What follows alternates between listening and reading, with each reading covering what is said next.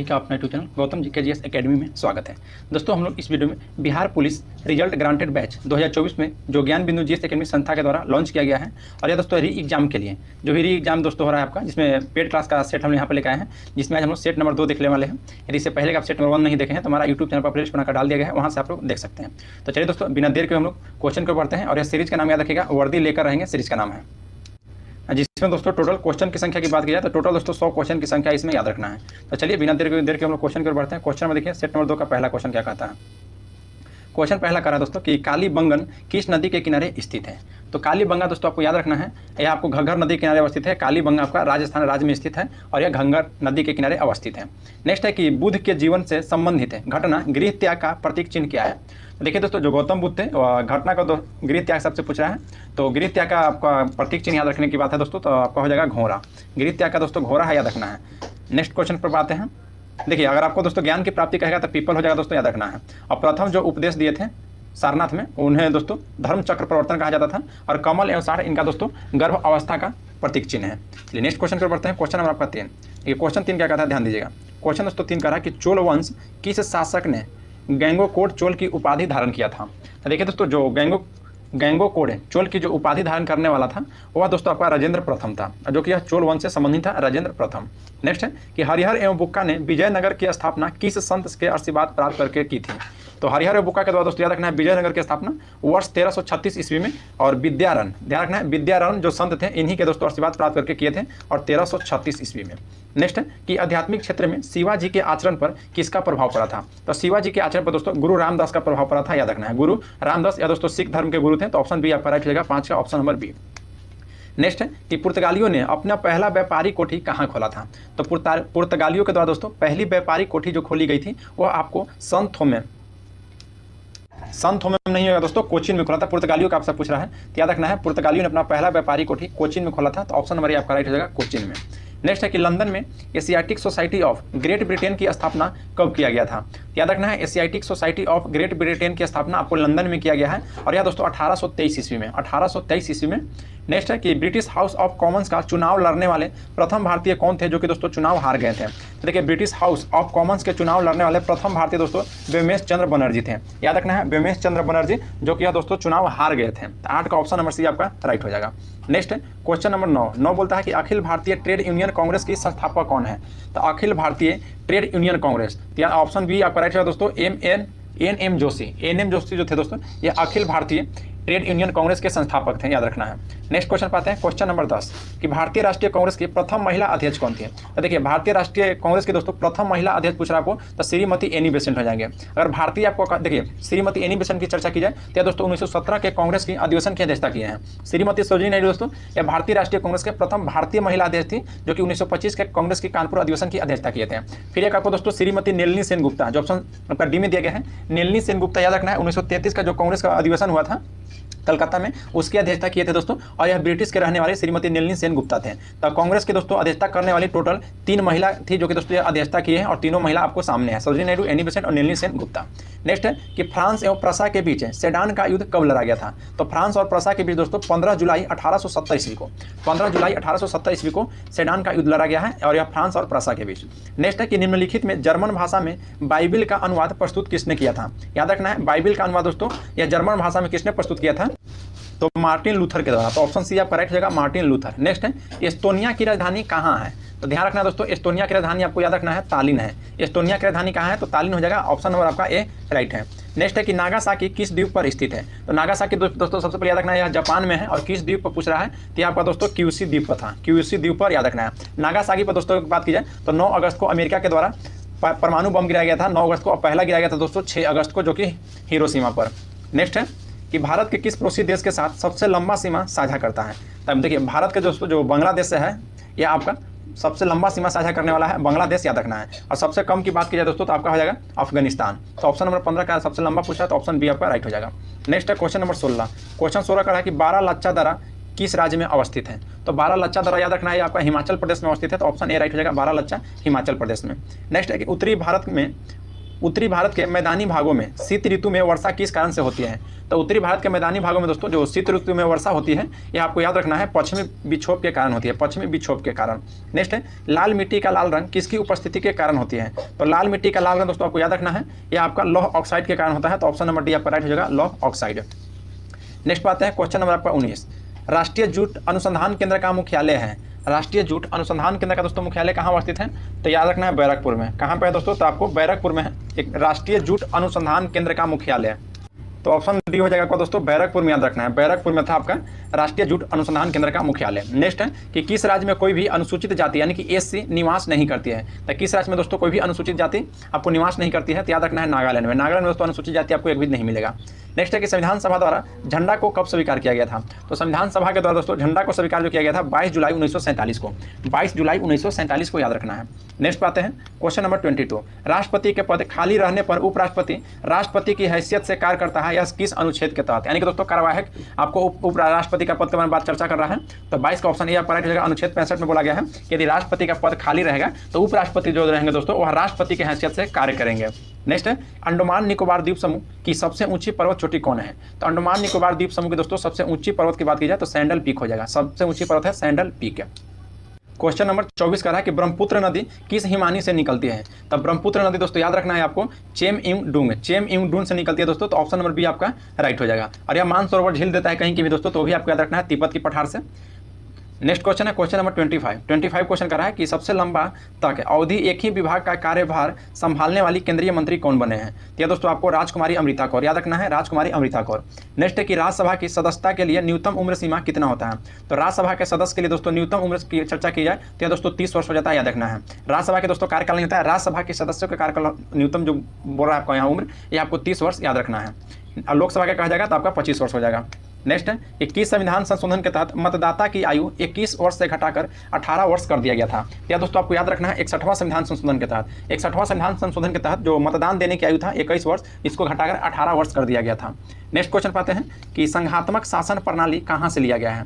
तो संघात्मक शासन प्रणाली दोस्तों ग्रेट ब्रिटेन से लिया गया है। तो ऑप्शन डी आपका राइट जगह ब्रिटेन से लिया गया है। नेक्स्ट है भारतीय संविधान के किस भाग में सहकारी समितियों की चर्चा किया गया है? तो सहकारी समितियों की चर्चा की बात किया दोस्तों तो भाग 9 के ख में किया गया है, भाग 9 के ख में याद रखना है। सहकारी समितियों की चर्चा भाग 9 के ख में किया गया है और 97वां संविधान संशोधन के तहत इसको जोड़ा गया है। नेक्स्ट है क्वेश्चन नंबर 30, मुख्य चुनाव आयुक्त का वेतन प्रति माह कितना होता है? तो मुख्य चुनाव आयुक्त का वेतन दोस्तों जो प्रति माह होता है वो आपका 2.5 लाख रुपया होता है। कितना? तो 2.5 लाख है। नेक्स्ट है कि प्रथम योजना आयोग का उपाध्यक्ष कौन थे? प्रथम योजना आयोग का अध्यक्ष दोस्तों सॉरी उपाध्यक्ष पूछ रहा आपसे, तो याद रखना है आपका गुलजारी लाल नंदा थे। गुलजारी लाल नंदा जो थे या प्रथम योजना आयोग के उपाध्यक्ष थे। नेक्स्ट है कि पंडित जवाहरलाल नेहरू द्वारा आंध्र प्रदेश राज्य में पंचायती राज का शुभारंभ कब किया गया था? तो आंध्र प्रदेश में पूछा दोस्तों पंडित जवाहरलाल नेहरू के द्वारा, तो याद रखना है कब किया गया था। तो ऑप्शन बी आपका राइट हो जाएगा 11 अक्टूबर 1959 को, 11 अक्टूबर 1959 को। नेक्स्ट क्वेश्चन पाते हैं क्वेश्चन नंबर 33, बोला कि अंतर्राष्ट्रीय ओलंपिक समिति की सदस्य बनने वाली प्रथम भारतीय महिला कौन थे? तो प्रथम जो भारतीय महिला थी दोस्तों वह नीता अंबानी थी। भारतीय ओलंपिक समिति सदस्य बनने वाली प्रथम भारतीय महिला नीता अंबानी थी, याद रखना है। नेक्स्ट है कि प्रथम प्रायोजित सीरियल कौन है? प्रथम प्रायोजित सीरियल दोस्तों कौन है? तो ये आपका हो जाएगा हम लोग, ऑप्शन डी हो जाएगा हम लोग, याद रखना है हम लोग जो था दोस्तों यह प्रथम प्रायोजित सीरियल था। नेक्स्ट क्वेश्चन है क्वेश्चन नंबर 35, बोलता है कि प्रथम फुटबॉल विश्व कप जीतने वाला देश कौन है? प्रथम फुटबॉल विश्व कप जीतने वाला देश दोस्तों याद रखना है आपका उरुग्वे हो जाएगा, उरुग्वे। नेक्स्ट पाते हैं question number 36, central external Lenja department किस देश की गुप्तचर संस्था है? सेंट्रल एक्सटर्नल लेंजा डिपार्टमेंट जो है दोस्तों यह एक गुप्तचर संस्था है और यह आपको याद रखना है यह चीन की है। किसका है? तो चीन की। नेक्स्ट है कि केंद्रीय चमड़ा अनुसंधान संस्था कहाँ अवस्थित है? तो केंद्रीय चमड़ा अनुसंधान संस्था दोस्तों चेन्नई में अवस्थित है। तो ऑप्शन ए राइट हो जाएगा चेन्नई में। नेक्स्ट है कि निम्न में से कौन सा लोक नृत्य का संबंध छत्तीसगढ़ राज्य से है? तो छत्तीसगढ़ राज्य से दोस्तों देखिए पांडवानी, याद रखना है पांडवानी जो लोक नृत्य है यह आपका छत्तीसगढ़ राज्य से संबंधित है। क्वेश्चन नंबर 39 बोल रहा है कि निम्न में से किस खेल में 5 खिलाड़ी होते हैं? तो याद रखना है 5 खिलाड़ी की संख्या दोस्तों आपको बास्केटबॉल में होते हैं और वाटर पोलो में आपसे पूछेगा तो 6 याद रखना है और फुटबॉल में दोस्तों 11 होते हैं। तो बास्केटबॉल में खिलाड़ियों की संख्या 5 होती है, इस हिसाब से आपका ऑप्शन नंबर बी हो जाएगा। नेक्स्ट है कि विश्व युवा दिवस कब मनाया जाता है? तो देखिए विश्व युवा दिवस दोस्तों 12 जनवरी को मनाया जाता है और यह स्वामी विवेकानंद के जन्मदिन के दिवस पर मनाया जाता है। नेक्स्ट है कि एसेज ऑन गीता नामक पुस्तक के लेखक कौन है? तो एसेज ऑन गीता, तो एसेज ऑन गीता नामक पुस्तक की रचना दोस्तों अरविंद घोष के द्वारा किया गया है। तो ऑप्शन नंबर ए आपका राइट हो जाएगा। नेक्स्ट बात है कि निम्न में से कौन सा पुरस्कार साहित्य के क्षेत्र में दिया जाता है? तो साहित्य के क्षेत्र में दोस्तों आपका ज्ञानपीठ पुरस्कार दिया जाता है। तो ऑप्शन नंबर बी आपका राइट हो जाएगा, 42 का ऑप्शन नंबर बी। और खेल के क्षेत्र में दोस्तों मेजर ध्यानचंद पुरस्कार दिया जाता है, याद रखना है। नेक्स्ट है सर्वप्रथम गहन परिस्थितिकी शब्द का प्रयोग किसने किया था? तो गहन परिस्थितिकी शब्द का प्रयोग दोस्तों याद रखना है आपको अर्निज नेस के द्वारा किया गया है, अर्निज नेस। नेक्स्ट है क्वेश्चन नंबर आपका 44, बोलता है कि असत्य कथन को पहचानिए। असत्य कथन को पहचानिए। देखिए हरिके वेटलैंड राष्ट्रीय उद्यान पंजाब राज्य में, बिल्कुल सही है दोस्तों। हरिके जो वेटलैंड राष्ट्रीय उद्यान है आपका पंजाब में है। फिर बनेरघट्टा राष्ट्रीय उद्यान कर्नाटक, बिल्कुल सही है दोस्तों। बनेरघट्टा राष्ट्रीय उद्यान आपका कर्नाटक राज्य में है। नेक्स्ट है नवेगांव राष्ट्रीय उद्यान आपका महाराष्ट्र राज्य में हो जाएगा, ये भी सही है। नवेगांव राष्ट्रीय उद्यान महाराष्ट्र में है। और गुगामल राष्ट्रीय उद्यान केरल, बिल्कुल गलत है दोस्तों। गुगामल राष्ट्रीय उद्यान केरल नहीं है, तो ऑप्शन नंबर डी आपका हो जाएगा, जो कि सुमेलित नहीं है। नेक्स्ट है निम्नलिखित में से किस समिति का संबंध है बीमा क्षेत्र में सुधार से है? बीमा क्षेत्र में सुधार से, तो यह दोस्तों आपको याद रखना है मल्होत्रा समिति। मल्होत्रा समिति का संबंध बीमा क्षेत्र में सुधार से है। नेक्स्ट क्वेश्चन है question number 46, planning and the poor सिद्धांत को किस अर्थशास्त्र ने प्रतिपादित किया था? प्लानिंग एंड द पुअर सिद्धांत को दोस्तों याद रखना है आपको बी.एस. मिन्हास जो अर्थशास्त्र थे दोस्तों, इन्हीं के द्वारा प्रतिपादित किया गया है प्लानिंग एंड द पुअर सिद्धांत। नेक्स्ट है कि हिंदुस्तान पेट्रोलियम कॉर्पोरेशन लिमिटेड यानी कि HPCL, Hindustan petroleum corporation limited का मुख्यालय कहाँ अवस्थित है? तो इसका मुख्यालय दोस्तों मुंबई में है, हिंदुस्तान पेट्रोलियम कॉर्पोरेशन लिमिटेड का। नेक्स्ट है कि निम्न में से कौन सी मुद्रा सबसे ज्यादा तरल है? मुद्रा सबसे ज्यादा तरल बोल रहा है दोस्तों, तो राइट हो जाएगा ऑप्शन नंबर ए, M1 जो है दोस्तों, ये M1 मुद्रा यह सबसे ज्यादा तरल है। नेक्स्ट है कि इंदिरा आवास योजना की शुरुआत कब किया गया था? तो इंदिरा आवास योजना की शुरुआत दोस्तों आपको याद रखना है 1985 से 86 में, 1985 से 86 में किया गया था। नेक्स्ट है ज्योति फ्लक्स का एसआई मात्रक है, तो ज्योति फ्लक्स का जो एसआई मात्रक हो जाएगा आपका ल्यूमेन, याद रखना है ज्योति फ्लक्स का आपका हो जाएगा ल्यूमेन। नेक्स्ट है कि निम्न में से किस तंत्र द्वारा रासायनिक ऊर्जा को विद्युत ऊर्जा में परिवर्तन किया जाता है? रासायनिक ऊर्जा को दोस्तों विद्युत ऊर्जा में परिवर्तन करने के लिए करा है, तो आपका विद्युत सेल हो जाएगा, विद्युत सेल हो जाएगा आपको रासायनिक ऊर्जा को विद्युत ऊर्जा में। देखिए और विद्युत मोटर की बात किया तो दोस्तों विद्युत ऊर्जा को यांत्रिक ऊर्जा में करता है विद्युत मोटर। नेक्स्ट बात है क्वेश्चन नंबर 52, बोल रहा है कि संयंत्रता का गुण निम्न में से किस में पाया जाता है? तो संयंत्रता का गुण आपको गैस और द्रव दोनों में पाया जाता है, याद रखना है संयंत्रता का गुण गैस और द्रव दोनों में पाया जाता है। क्वेश्चन नंबर 53, क्वेश्चन 53 करा है कि गामा किरण, ध्यान रखना है गामा किरणों की खोज किसने किया था? तो गामा किरणों की खोज दोस्तों आपको पॉल बिलियार्ड के द्वारा किया गया है। गामा किरणों का एक्स किरणें का दोस्तों आपको रोंटगन के द्वारा खोज किया गया है, याद रखना है एक्स किरणें का रोंटगन और गामा किरणें का दोस्तों पॉल बिलियार्ड। क्वेश्चन नंबर 54, ध्वनि का एक माध्यम से दूसरे माध्यम में जाने पर निम्न में से किसका कोई परिवर्तन नहीं होता है? तो ध्यान रखिएगा राइट आंसर हो जाएगा ऑप्शन नंबर सी आपका आवृत्ति का। ध्वनि को एक माध्यम से दूसरे माध्यम पर जाने पर दोस्तों आपका आवृत्ति में कोई परिवर्तन नहीं होता है। नेक्स्ट है कि चंद्रमा से परावर्तित प्रकाश को पृथ्वी तक आने में औसतन दोस्तों कितना समय लग जाता है? तो 1.28 सेकंड, तो ऑप्शन बी आपका राइट हो जाएगा। चंद्रमा से दोस्तों कह रहा है प्रकाश पृथ्वी पर आने में 1.28 सेकंड लग सकता है, तो 55 का दोस्तों ऑप्शन नंबर बी आपका राइट हो जाएगा। यही आपको दोस्तों सूर्य के कहता है तो 8 मिनट 16 सेकंड, 8 मिनट 16 सेकंड दोस्तों सूर्य का प्रकाश लगता है पृथ्वी पर आने में।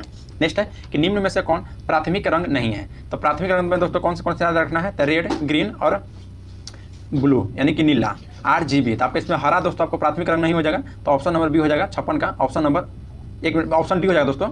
RGB जी से तो ग्रीन होवे करता है, लेकिन पीला आपका नहीं है, लाल, हरा, नीला या दोस्तों आपका प्राथमिक रंग में आता है।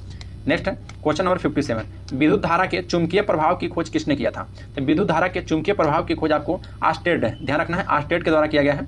नेक्स्ट है निम्न में से किस समस्थानिक का प्रयोग रक्त के थक्का को पता लगाने में किया जाता है? तो रक्त को थक्का को पता लगाने में किया जाता है दोस्तों, याद रखना है सोडियम 24, रक्त को थक्का को पता लगाने में सोडियम 24 को पता लगाया जाता है, समस्थानिक का प्रयोग किया जाता है। और आयोडीन 134 का दोस्तों याद रखना है आयोडीन 131 को जो समस्थानिक है इसका दोस्तों घेंघा के रोग के उपचार के लिए प्रयोग किया जाता है। कोबाल्ट 60 दोस्तों कैंसर के उपयोग में किया जाता है।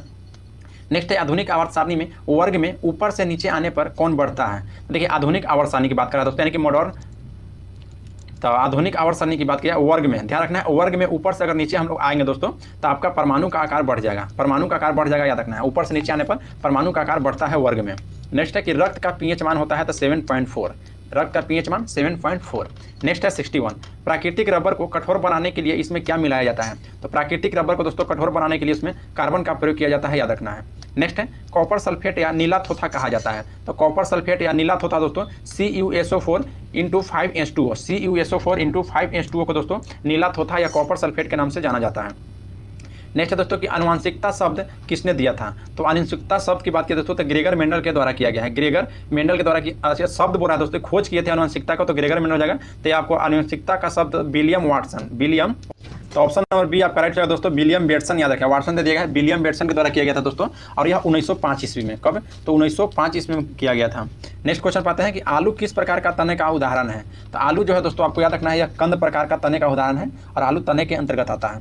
नेक्स्ट है कि निम्न में से कौन सा उत्तक के कारण पादपों में लचीलापन पाया जाता है। देखिए दोस्तों, अगर सेट नंबर 1 देखें तो यहाँ पर हम डिस्कशन किए थे कि पादपों में यानी कि लचीलापन किसके कारण पाया जाता है। तो दोस्तों हम लोग कोलेनकाइमा के द्वारा पाया जाता है। तो उसको हिंदी है दोस्तों स्थूल कोण उत्तक। याद रखना है, स्थूल कोण उत्तक है। तो ऑप्शन नंबर बी आपका राइट हो जाएगा, 65 का ऑप्शन नंबर बी। चलिए नेक्स्ट क्वेश्चन पाते हैं, क्वेश्चन नंबर 66। क्वेश्चन 66 बोल रहा है कि केंचुआ, जोक एवं नेरिस किस संघ में पाया जाता है। तो देखिए दोस्तों, केंचुआ जोक जो है यह सभी एनेलिडा संघ में आता है। तो ऑप्शन बी आपका राइट हो जाएगा, एनेलिडा संघ में। नेक्स्ट है कि निम्नलिखित में से किस रक्त समूह को सर्वदाता, देखिए एक होता है दोस्तों सर्वदाता, एक होता है सर्वग्राही। तो सर्वदाता कहेगा तो ओ हो जाएगा और सर्वग्राही कहेगा तो ए भी हो जाएगा।